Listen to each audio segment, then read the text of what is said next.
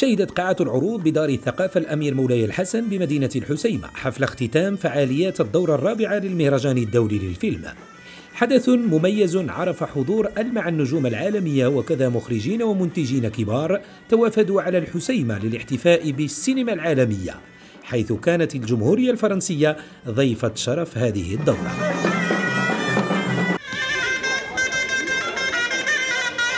Je suis très contente d'être vraiment à la clôture.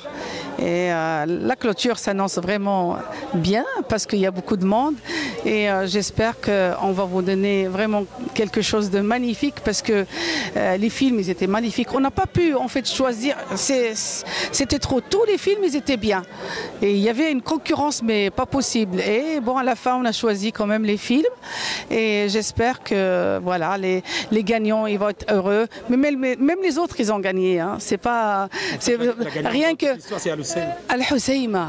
Al-Husseima, c'est une ville extraordinaire et une ville qui a accueilli beaucoup de monde. J'espère que l'année prochaine, on va être encore mieux dans notre festival et grâce aux jeunes et grâce aux autorités et à Sidna qui nous donnent vraiment la possibilité de faire ce festival. Merci beaucoup.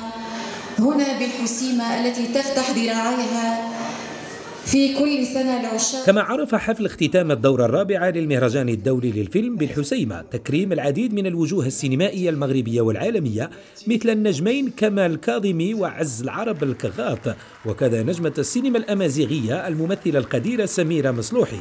كما تم تكريم النجم الفرنسي دومينيك بينون لمساره الفني السينمائي الغني والحافل.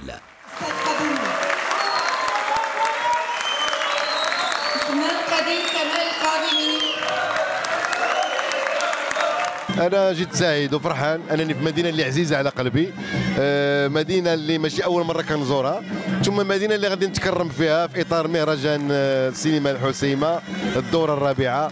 جد سعيد وفخور بهذا التكريم هذا، وفي نفس الوقت أنني مرتبك لأن ما بعد التكريم اش ممكن نقدم لهذا الجمهور، وكنتمنى نكون عند حسن ظن الجمهور ديال الحسيمة وحسن ظن الجمهور المغربي خارج المغرب وداخل المغرب.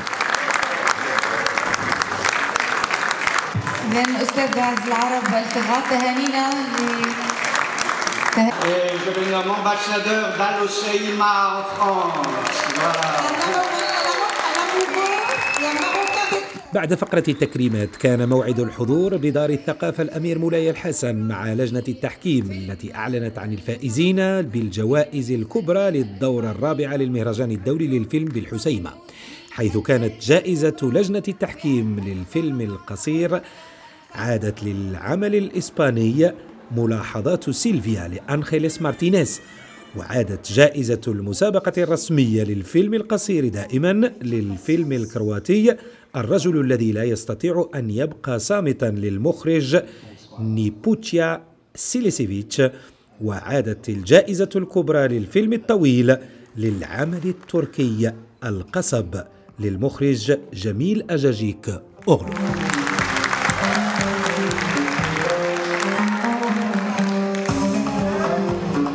Après une semaine, je suis ravi d'avoir rencontré des personnes humaines, d'avoir vu de très beaux films et de connaître cette région que je connaissais simplement de nom, le Rif.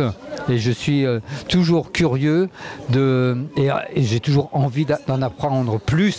D'ailleurs, voilà, donc quand j'entends l'Amazigh, quand j'entends le Darija, quand j'entends l'arabe, quand j'entends cette musique, je vibre. Voilà, parce qu'on sent l'âme d'un peuple. Et ça, c'est important. Et vous êtes vraiment très, très vivant. Et voilà, donc je dirais le plus grand bien de ce lieu que je ne connaissais pas avant d'y venir. Unanimously, we, the jury, award him for the Best Actor prize. وبهذا أسدل الستار على فعاليات الدورة الرابعة للمهرجان الدولي للفيلم بمدينة الحسيمة، تاركا وراءه صدى النجاح والتميز ليسطع نجم جوهرة المتوسط عاليا في سماء الفن والإبداع.